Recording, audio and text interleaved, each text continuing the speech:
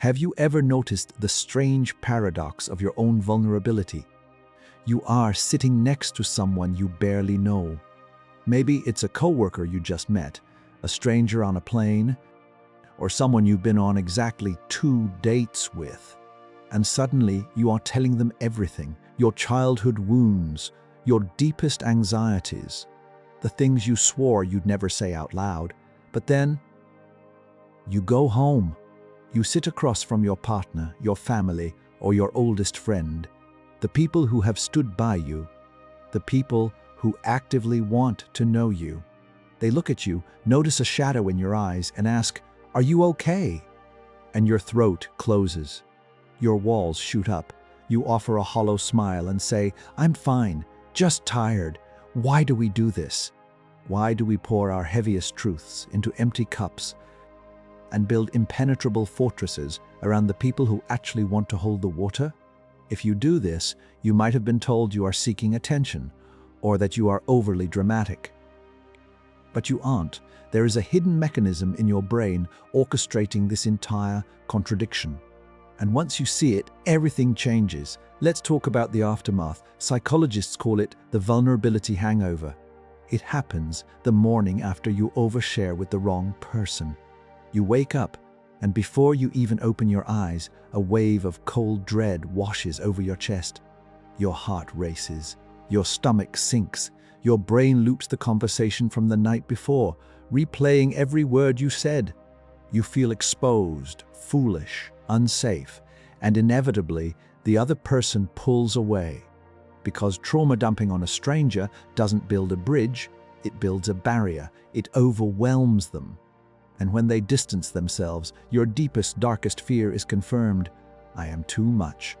If people truly see me, they will leave. So you retreat. You retreat to the people who are actually safe, your inner circle. But when you get there, the damage is already done. Your nervous system is exhausted. When a loved one reaches out to touch your emotional shoulder, you flinch.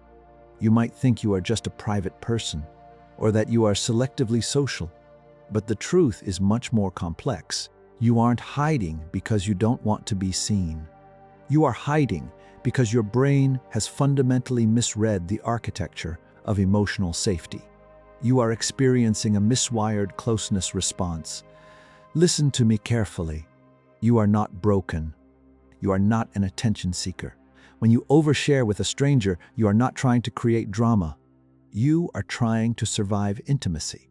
Our brains are designed for one primary goal: survival. And in the emotional landscape of the human mind, survival means protecting yourself from rejection by your tribe.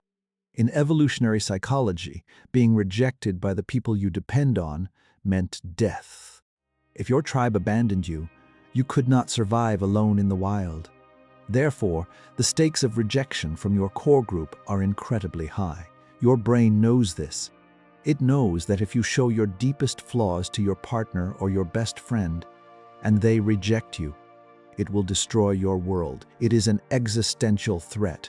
But a stranger, an acquaintance, there are no stakes. If a stranger thinks you are broken, it doesn't matter. They aren't your tribe. They hold no power over your survival. And this is where the wires cross. To understand this, we have to look at a concept developed by Dr. Stephen Porges, known as Polyvagal Theory, specifically a subconscious process called neuroception. Neuroception is your nervous system's way of scanning the environment for danger, operating far below your conscious awareness. It is your internal radar. When your neuroception is healthy, it accurately identifies a loving partner as safe and a volatile stranger as dangerous. But trauma, past emotional neglect, or inconsistent parenting can break this radar. The coordinates get scrambled. For a miswired brain, intimacy itself is categorized as danger. Why? Because true intimacy requires vulnerability, and vulnerability means you can be hurt. When you are sitting with someone who truly loves you, the stakes are astronomical. They are a mirror. When you look into a mirror, you see every flaw, every scar. If they reject you, it is a rejection of your core self. Your amygdala, the brain's alarm system, sounds the siren. Danger, high stakes, hide. So you shut down. You give them nothing. But a stranger? A stranger is not a mirror. A stranger is a blank canvas. Because they don't know you, there is no pre-existing relationship to lose. The stakes are zero. Your brain recognizes this lack of stakes and falsely labels it as safety. The alarm turns off. The gates swing wide open. And suddenly your brain says, finally, a place where I can release all this internal pressure without risking my tribe. You overshare not because you trust the stranger. You overshare because you don't value them enough to fear losing them. Furthermore, it's a matter of neurochemistry.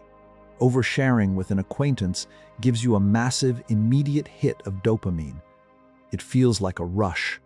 It mimics the sensation of closeness, without the actual heavy lifting of building a relationship. But true intimacy, sharing quietly with someone who loves you, runs on oxytocin. Oxytocin is slow. It's quiet. It requires stillness, and to a dysregulated nervous system, stillness feels terrifying. So, how do we fix the radar? How do we stop pouring our souls into empty cups and learn to trust the people holding the water? It requires retraining your neuroception. You have to teach your brain the difference between a high-stakes dopamine rush and true, quiet safety. Here are 3 psychological principles to rewire your closeness response. Number 1, the principle of the pause.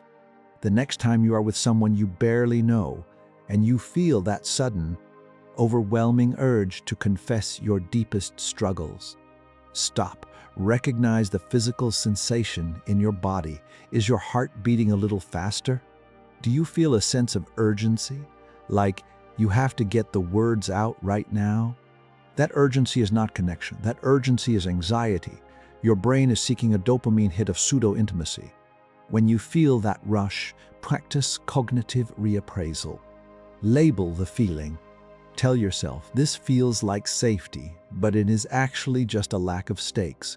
Take a breath and choose to withhold. Protect your story.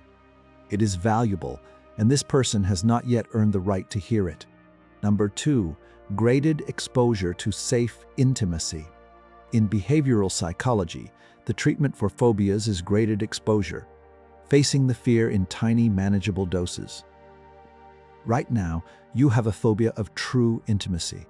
When you are with the right people, the safe ones, you don't have to suddenly give them 100% of your hidden self. That will trigger your fight or flight response. Instead, microdose your vulnerability.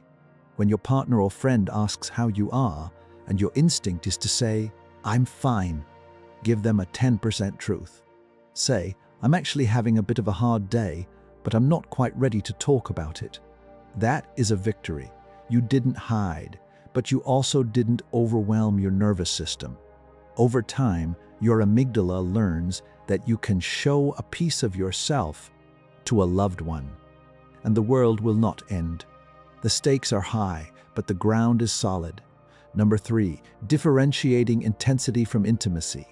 You must teach your brain that chaotic intensity is not love. Oversharing creates an instant burning intensity. It burns bright, but it burns out fast, leaving a vulnerability hangover in its wake. Intimacy is not a bonfire. Intimacy is a slow-burning ember. It is the quiet comfort of sitting in the same room, reading a book. It is the gentle check-in text. It is the boring, everyday consistency of someone who chooses you over and over. You have to consciously remind your nervous system that boring often just means safe. To bring this all together, consider the mental model of the lighthouse and the passing ship. For a long time, you have been treating your emotional life like a distress flare. You wait until a random ship is passing in the dead of night, a ship that has no intention of stopping, and you fire your brightest, most desperate flare into the sky. The ship sees the light, maybe honks its horn in acknowledgement and keeps sailing. and you are left standing in the dark, feeling more alone than before. Meanwhile, behind you, there is a safe harbor. There are ships trying to dock. There are people trying to reach you, but you have turned all the lights off on the shore. You have to stop wasting your light on passing ships. Your trauma, your fears, your hopes, these are the coordinates to your harbor. You only give the coordinates to the people who are willing to drop anchor. It is a terrifying thing to let yourself be seen by someone who actually matters. To look into the mirror instead of painting on a blank canvas. When you first start practicing this, your brain will scream at you. It will tell you to run. It will tell you to hide. It will tell you that you are a burden. Let the brain scream, and then gently stay right where you are. You do not need to perform your pain for strangers to prove it is real. And you do not need to hide your heart from your loved ones to protect it. Your emotional safety radar was miscalibrated by a past that you did not choose. But you are the architect of your present. You can rewire the machine. Take a breath. Lower the wall just an inch. Let the right people in. You are not too much. You are simply worthy of a love that stays.